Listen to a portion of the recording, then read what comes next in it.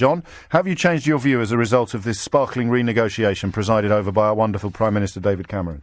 Well, I haven't changed my view, but then my view hopefully is based on what I feel about Europe and also the evidence. And from what I can see, we are coming up with solutions to problems that don't really exist. I mean, why do we want to stop EU migrants coming here who are contributing so much to this country, and especially since we have approximately the same number of British people who go and live across the rest of Europe. So if all those Britons came back home and all the European citizens from the rest of Europe here went home, the population of this country would be about the same as it is now. And what would that achieve? Well, quite a lot, because we would have swapped working people who are paying taxes for, in large part, pensioners who aren't.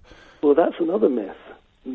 The vast majority of British people are working across Europe. Just some are pensioners. There's quite a lot in Spain, that's true. But the vast majority have gone to Europe to go and work. And that's the great ideal. I mean, I'm proud to be British, but I'm also proud to be European. And personally, I don't want to lose the right to go and live and work and study or retire across my continent. I mean, if we leave the EU, I think I might start a campaign that says, I want my continent back. I have to be robust with you because I'm so robust with it. But the problem is you haven't said anything that's insane, have you?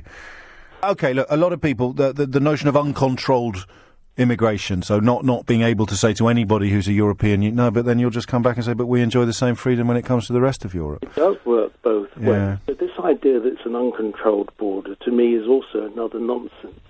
For example, under EU law, you're not allowed to move to another country unless you've got the means to look after yourself. It's a myth to say that anyone could come to this country and start claiming benefits. They can't.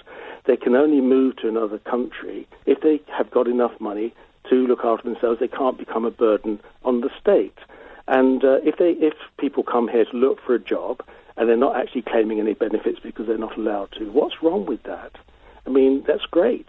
And also, of course, from all the studies I've seen, EU migrants here are making a massive net contribution to the economy. What is the reasoning for wanting to make it more difficult for them to come here? We go to cafes, we go to different hotels, we're served by people from all over Europe. Isn't that wonderful? I would hate to lose that.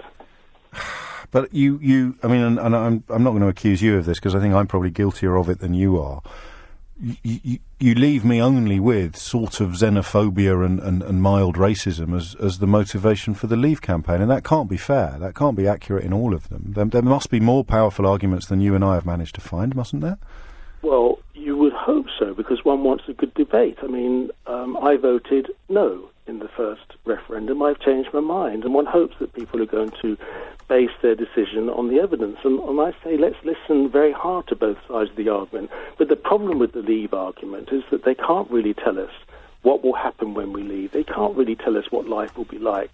And probably we've known for a number of decades now what it's like to be in the EU. It's got a lot of faults. I'm not blindly supportive of the EU, but my feeling is that staying in as a member, we can help to lead the EU rather than leave it. We can help to form it to be better rather than being on the outside. So I feel they're going to have to come up with some better arguments, because people don't generally vote for change. You don't move home if you don't know what the home's going to be. Yeah, this is what I mean by risk averse, and it probably is the overriding feeling. And I mean, it makes a mockery of the whole referendum in a way. It also makes us wonder why we're having it. The whole national conversation with problems facing the NHS, education, emergency services, everywhere you look, we've got problems, and the conversation in this country until at least June is going to be almost exclusively about this. I think that, frankly, I wonder whether the Prime Minister's got himself into a hole. He's pro-EU. There are huge world issues with terrorism, with countries who are under siege, with huge numbers of refugees, with all sorts of home problems that we've got. And here we are spending our time on a referendum we probably don't need. Yeah, and of course all of those problems you described, to my mind, and I appreciate others may disagree, are problems that the world faces, and the best way to solve them would be to have as much of the world as possible pulling together to achieve it. But, of course, the word for pulling together is union. John, thank you.